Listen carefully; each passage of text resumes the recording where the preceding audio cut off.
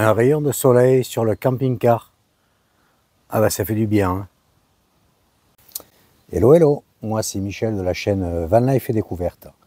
Écoute, depuis 3 ans, je vis en camping-car.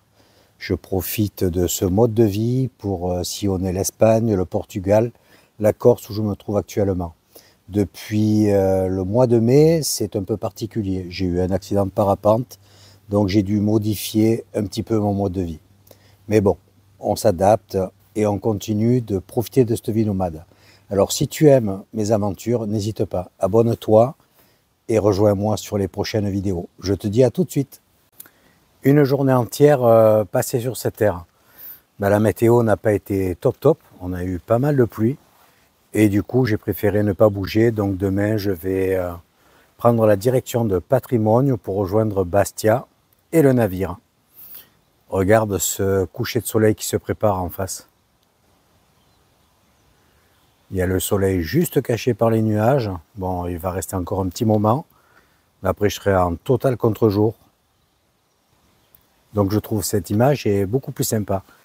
Voilà, donc j'ai passé la journée complète sur l'air. Bon, j'en ai profité pour aérer le camping-car.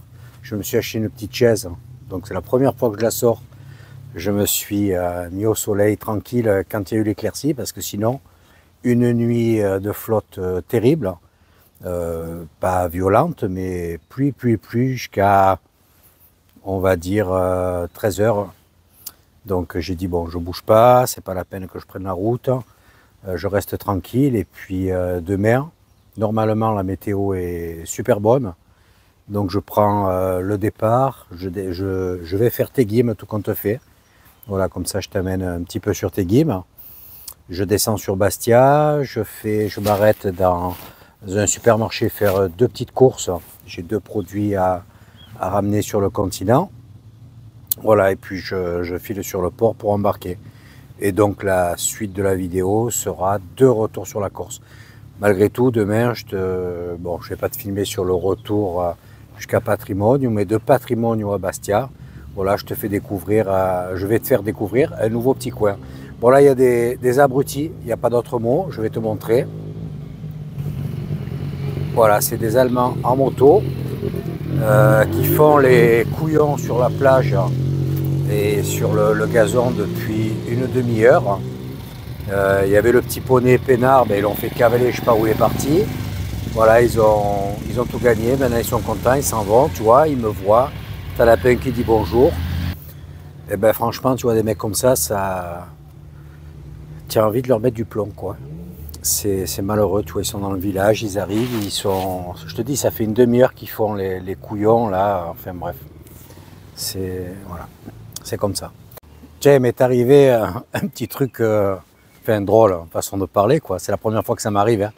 Heureusement que c'était plus ou moins planifié, on va dire.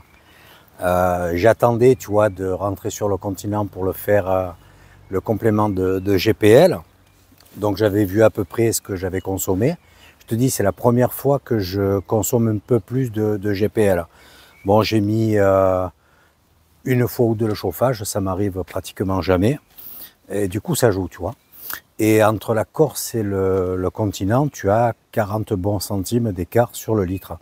Ce qui veut dire que sur les 2 bouteilles à recharger, tu as facile 10-12 euros.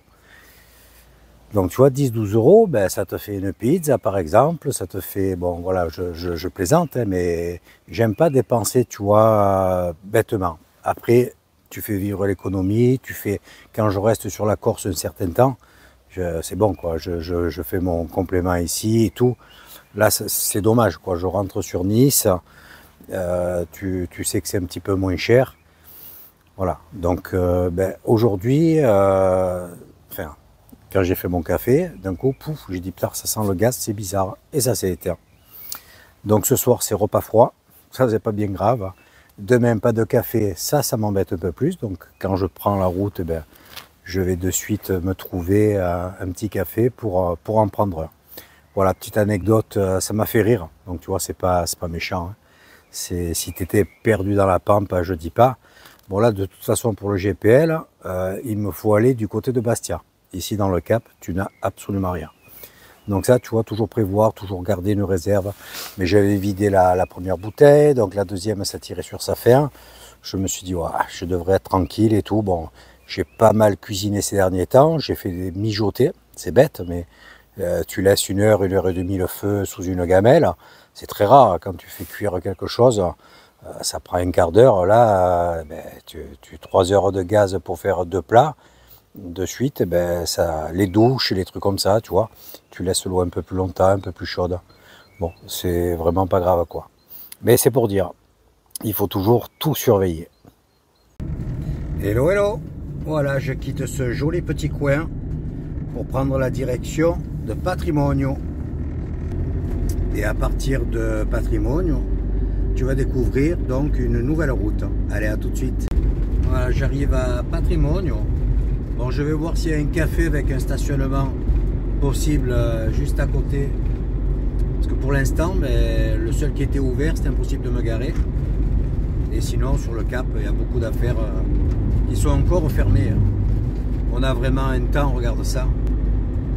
Aujourd'hui, c'est un pur bonheur. Allez, je te reprends à l'entrée de Patrimonio. Voilà, tu reconnais le rond-point. Tu es à la cave Santini, juste un peu plus bas. Je te disais que tu pouvais stationner, tu vois, là-bas en face. Et donc à partir d'ici, tu vas connaître une autre route. Voilà. Donc là, tu as des bons petits restaurants aussi. Hein. T'en as un là juste un peu plus loin avec un gros parking. Ouais, ici, tu vois, tu peux te garer sans problème. Donc là, il y a toutes les caves, les dégustations. Endroit idéal pour les amateurs de vin. Voilà, c'est des bons vins, hein, Patrimonio. Bon, c'est un tout petit village, hein, mais bon, c'est très connu pour ses vins essentiellement. Tu vois, il est là sur le dessus. Tu le vois là, derrière les arbres. Donc on va la traverser pour monter au col de Teghim. Allez, à tout de suite. Bon, dans ce village, tu as un dodan tous les 50 mètres. Bon, il y a tellement de monde à pied en bonne saison qui navigue d'une cave à l'autre que ça se comprend. Tu as une petite placette avec l'église, une cave juste en face aussi. Pareil, où tu peux te poser. Tu vois, c'est tout fermé. Hein. Que des caves, que des caves. Tu vois le parking là. Donc si tu prends des produits chez eux, il n'y a pas de souci, tu te gares, tu peux passer la nuit. La petite église, enfin petite. L'église de Patrimonio en face.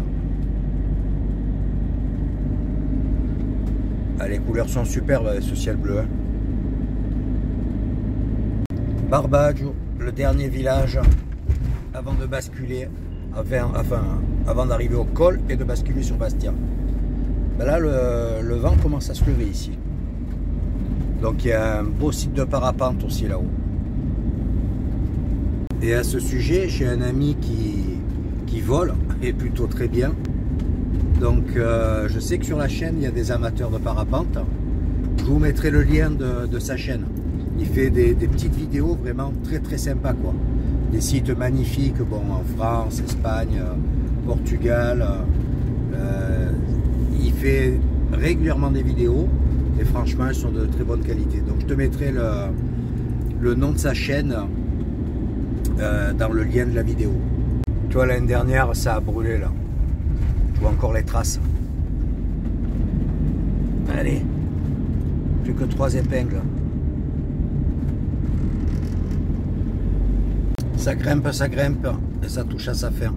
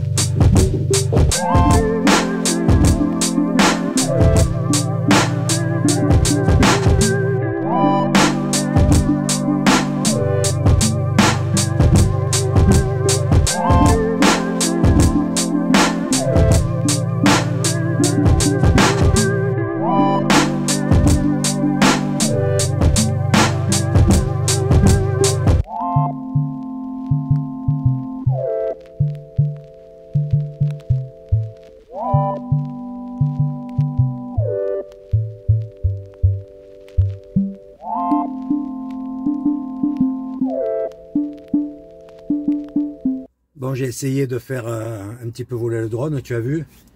Mais il y a plus de 35 de vent. Un petit appareil de 250 grammes. Tu imagines que ça balance dur. Donc des alertes retour, retour, retour. J'ai filmé de ce côté parce que je suis un peu abrité. Et pour le contre-jour. Mais c'est vraiment chaud, hein, regarde. De toute façon, c'est indiqué. Hein. Tu vois le panneau là. Avec la manche à air. Donc je vais faire encore quelques mètres. Je vais essayer de me poser au mémorial s'il n'y a pas trop de véhicules. Et puis te filmer ce coin avec le téléphone. Là, le drone, c'est trop dangereux. Puis carrément là-bas, je pense qu'il refusera de décoller. Allez, à tout de suite. Donc là, j'arrive à la croisée des routes. Là, tu as une petite piste, tu vois, ils ont mis des barrières. Avant, on pouvait passer. Et tu avais un beau spot, mais c'est un coin où, franchement, tu as un vent. Donc tu te les pelles. Hein. Donc là, le site parapente, il faut être hyper prudent. Ne venir qu'avec des conditions super bonnes. Patrick, peut-être que tu es déjà venu voler ici. Allez, je vais me garer, tu vois, c'est là. Et j'ai de la place, il n'y a personne. Donc ça, c'est plutôt cool. Voilà, je suis devant le mémorial. Avec son petit canon, là, tu vois. Et ici, tu as vraiment une vue magnifique. Et tu vois, on pouvait prendre cette petite piste en face. Et aller un peu plus loin, tu vois, dans l'épingle, se poser. Mais maintenant, c'est non. Bah, ça se comprend aussi, il y a les bergers, il y a... Enfin, bon, quand tu viens faire du parapente, il y a des tolérances, bien sûr. Regarde. Le lac de Bigouille en face, que tu as vu avec le drone également. Tiens, il y a un petit panneau. J'ai mon ombre dessus. Bon, je vais redescendre sur Bastia, du coup. Je vais m'arrêter sur la plaine faire de course. Me poser peut-être à la plage de l'Arinelle en attendant le navire à 19 h. Parce que là, il est tôt, il n'est même pas midi. Donc, j'ai passé l'après-midi en bas. Il y aura moins de vent déjà et il fera plus chaud. Allez, à tout de suite. Je vais me garer un peu plus bas, comme ça je te fais une vue du côté de Bastia également. Tu vois là, on voit bien l'île d'Elbe en face. Hein. Tu as des fromageries ici aussi, des petites bergeries, donc pour acheter des produits locaux, c'est top. C'est très facile pour se garer, il y a plein de dégagements sur la route tout le long. Tu vois ici, c'est un endroit où tu peux acheter des produits locaux. Bon là, je sais pas s'ils sont ouverts. Hein. Je pense pas avril, à partir d'avril par là. Je n'ai pas l'impression. Si, c'est ouvert. C'est ouvert. Cette descente est vraiment magnifique. Et pareil, tu vois, ce col, si tu peux le faire dans le sens actuel, c'est plus sympa, je trouve. Regarde, la vue que tu as là. C'est magnifique, hein. On arrive dans les premiers quartiers de Bastia. Tu vois la ville en bas dessous.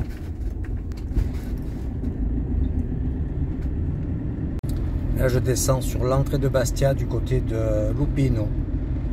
Voilà, c'est une route plus simple, il y a moins de circulation. De l'autre côté, tu te retrouves directement en centre-ville. Là, on va arriver sur l'hôpital, le gros complexe de Montessoro, aussi le gros lycée. Et la route principale que je vais reprendre en direction un tout petit peu de Bigouille pour aller faire de courses. Tu vois, descente du col assez rapide, hein. Ça y est, je suis à l'entrée de Bastia là. Tu as le gros cimetière là sur la droite pour te repérer. Et tout en bas, tu as l'axe principal. J'arrive à la plage. Voilà, je vais rester là toute la journée jusqu'à ce soir 18 h pour aller à l'embarcadère. Donc normalement, il y a des parkings où on peut rentrer, il n'y a pas de barre de hauteur. On va voir si ça n'a pas changé. C'est parfait. Je vais me mettre sur le premier parking, je ne vais pas m'embêter. Je vais te montrer ça, je vais faire le tour du rond-point. Voilà, tu vois. Et il y a ce grand parking. Donc c'est nickel, en plein soleil. Je vais me faire un bon petit repas. Et ensuite balader sur la plage. Voilà, il n'y a pas beaucoup de monde, donc c'est plutôt cool. Tu vois, regarde, je vais me mettre là, peinard, et je suis bien à plat.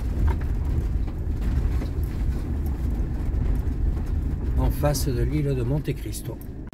Tu vois, le col de Teguim, c'est là où il y a cette grosse tache verte.